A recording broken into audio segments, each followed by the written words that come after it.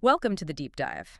Today, we're jumping into a really unexpected conversation. Yeah, between two absolute giants from totally different worlds, right? Huh. Cristiano Ronaldo and MrBeast. Exactly. And we've sort of pulled apart their chat to give you the key takeaways. Our mission really is to figure out how these guys built these huge global platforms. We'll look at their content strategies, how they handle, insane levels of fame. And even their views on, like, working forever and, believe it or not, suffering for your audience. Some really surprising stuff in there. Definitely. Okay, so let's start with Cristiano jumping onto YouTube. Mr. Beast's reaction was pretty interesting. Oh, totally. He was genuinely surprised. He thought maybe 20, 30 million subs in the first month for Ronaldo. Which sounds massive already, but then Cristiano hits 60 million. Yes, 60 million. MrBeast was just stunned. He said it himself, his own record, after 13 years of grinding, was 20 million in a month. So 60 million is just, it's almost hard to grasp that kind of instant impact. It really is. It kind of rewrites the rules, you know? Yeah. Existing fame plus a new platform, boom. So you wonder, what advice does the YouTube king give the football king? And MrBeast didn't hesitate.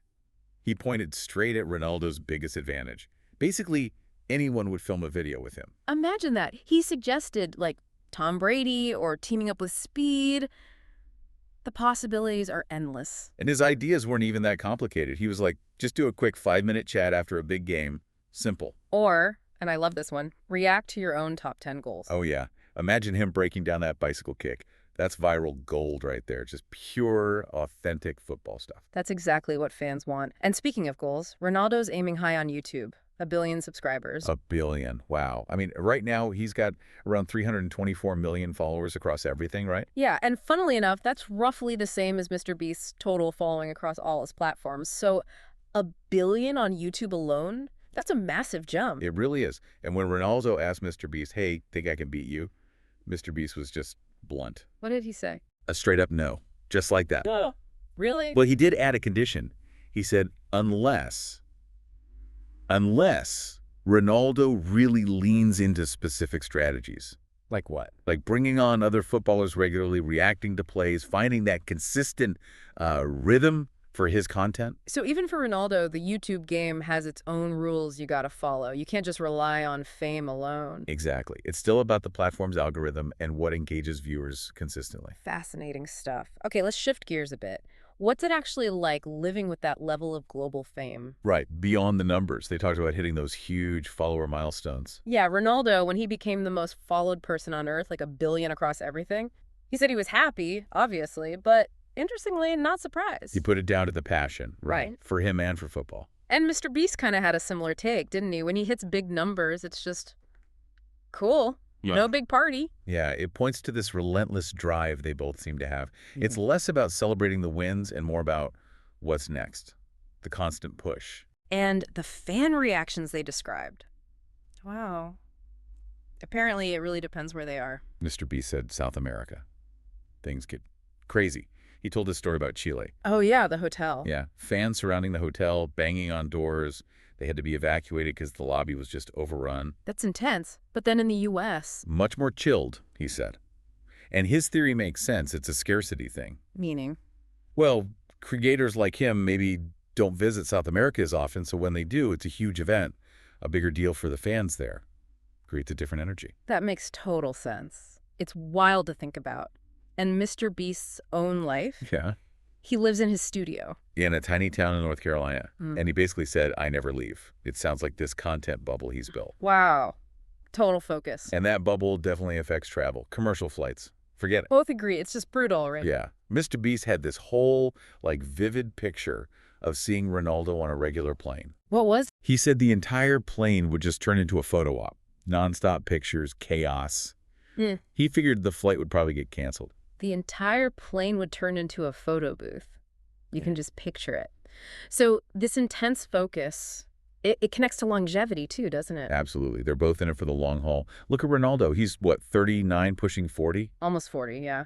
which is ancient in football terms. Most guys retire by 33, maybe 36 tops. He's like the LeBron James of football, really. Just Yeah. incredible endurance.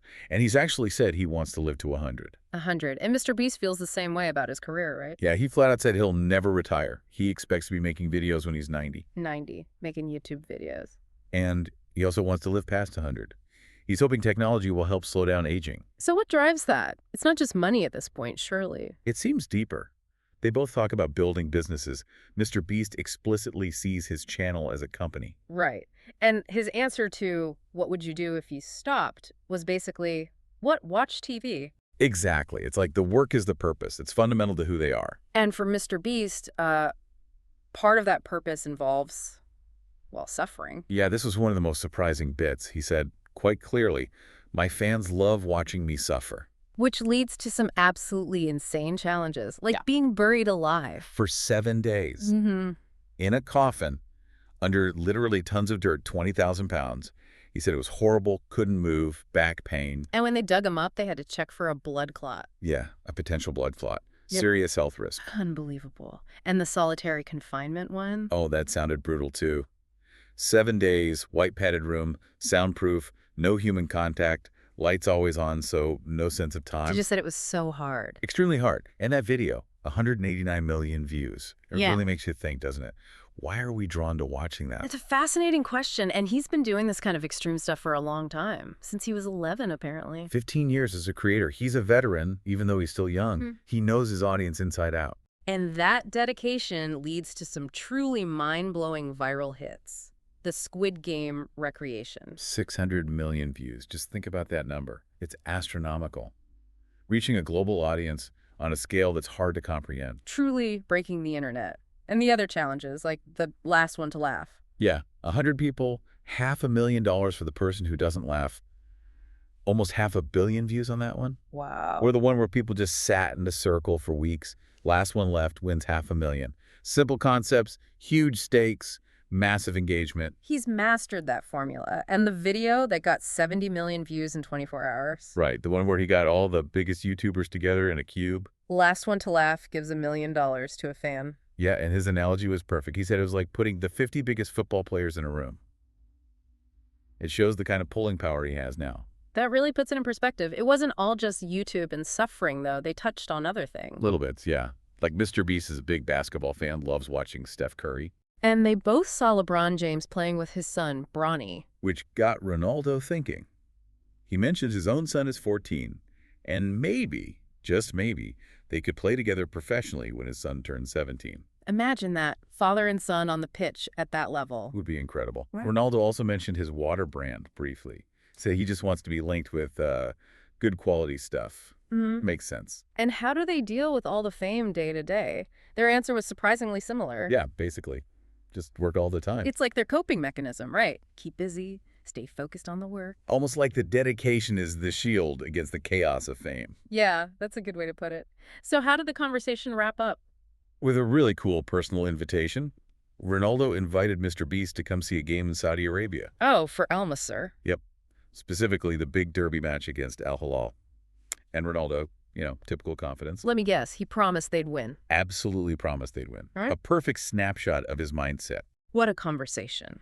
It really peels back the curtain on what it takes, doesn't it? The sheer dedication, the smart thinking, the extreme commitment. From both of them, yeah. Whether it's YouTube records or enduring crazy challenges, they just keep pushing. So as you're listening, think about this.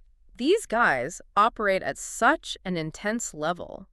What's next for them? What other limits could they possibly break in terms of fame or content? Right, or even just human endurance. And maybe more importantly, what does their relentless drive tell us about how we think about work and entertainment here in the 21st century? Definitely something to chew on. We'll leave you with that thought until our next deep dive.